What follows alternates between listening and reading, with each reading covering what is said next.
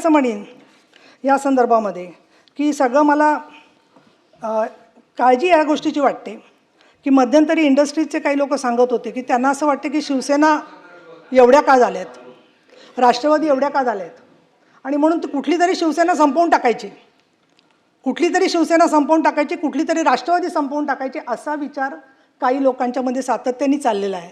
आणि अशा वेळेला शिकस्त करतोय आम्ही प्रत्येक बाबतीमध्ये सहकार्य करण्याची. आणि म्हणून मी तर असं म्हणेन, आयुष्याला द्यावे उत्तरं, अशा पद्धतीने जगावं.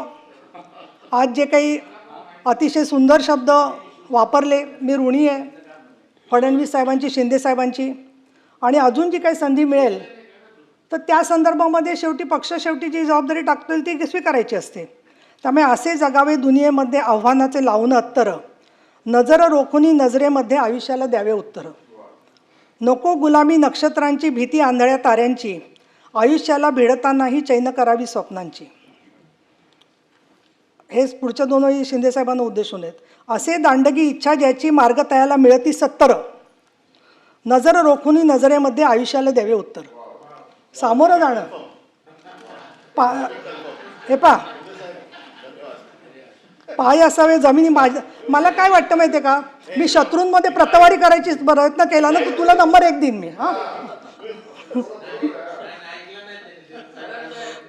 आणि 20ला मी झाले तर साहेब, तर तेव्हाही आम्हाला ॲक्सिडेंटली कोविडमुळे या झाल्या नाही, त्यांना मिळाली नसते. आता काय म्हणजे बोलायला लावतोस तू असं करून.